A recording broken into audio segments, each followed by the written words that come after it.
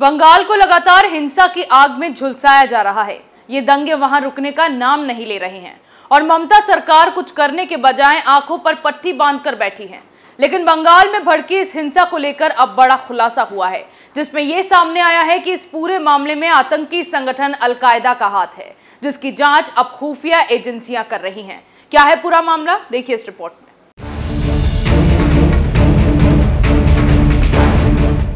बंगाल में पैगंबर के अपमान के नाम पर जिहादियों ने हिंसा भड़काई। कोलकाता से सटे हावड़ा में नुपुर शर्मा के खिलाफ किए गए प्रदर्शन के खिलाफ ऐसा खौफनाक मंजर देखने को मिला, जिससे बंगाल में भी डर का माहौल बना हुआ है। जुमे की नमाज के बाद लगातार बंगाल को दंगे की आग में झुलसने के लिए छोड़ दिया गया और सरकार मूक दर्शक बनी देखती रही।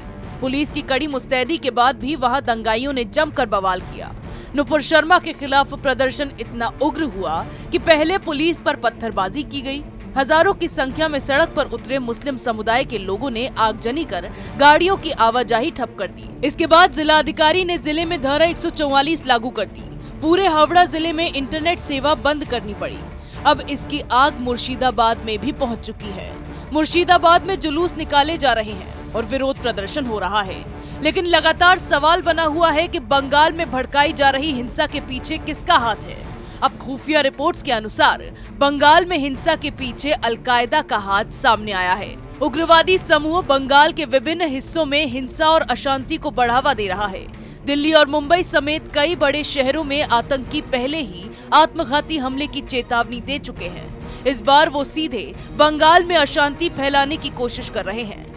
अल-कायदा पूरे देश में अशांति फैलाने की कोशिश कर रहा है। अल-कायदा ने सेना के बैरक पर हमला करने तक की धमकी दी है। ये सूचना पहले ही सामने आ चुकी है और अब इसके मद्देनजर सतर्कता भी जारी की गई है। खुफिया विभाग ने राज्य सरकारों को आगाह कर दिया है।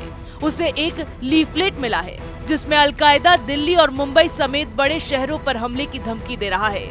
अब जो जानकारी सामने आई है उसके मुताबिक इस अशांति में अल-कायदा का हाथ भी शामिल है। लीफलेट पर जमात-ए-कायदा-ए-जिहाद लिखा हुआ है। जमात-उल-मुजाहिदीन ने बांग्लादेश से जिस संगठन की शुरुआत की थी, उसमें कई रोहिंग्या आतंकवादी समूह शामिल हैं। सभी एकजुट होकर काम करते हैं।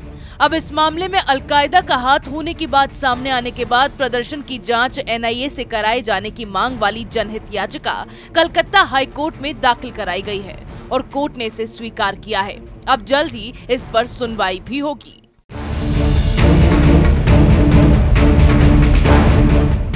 जिन रोहिंग्यों को ममता बनर्जी अब तक अपने वोट बैंक के लिए बंगाल में पाल रही थी, अब वही उनका काल बनते दिखाई दे रहे हैं। बंगाल को झुलसता देख पहले ही ममता बनर्जी पर कई गंभीर आरोपों के तहत बंगाल बीजेपी के उपाध्यक्ष सौमित्र खान ने गृह मंत्री अमित शाह को चिट्ठी लिखकर राज्य में राष्ट्रपति शासन और अर्धसैनिक बलों को भेजे जाने की मांग की है। और अब इस मामले में अल-कायदा का नाम भी सामने आ रहा है, जिसके बाद ममता बनर्जी की मुश्किलें अब बढ़ने वाली है। ऐसी खबरें हम आपके लिए लाते रहेंगे। तब तक के लिए देखते रहिए कैपिटल टीवी।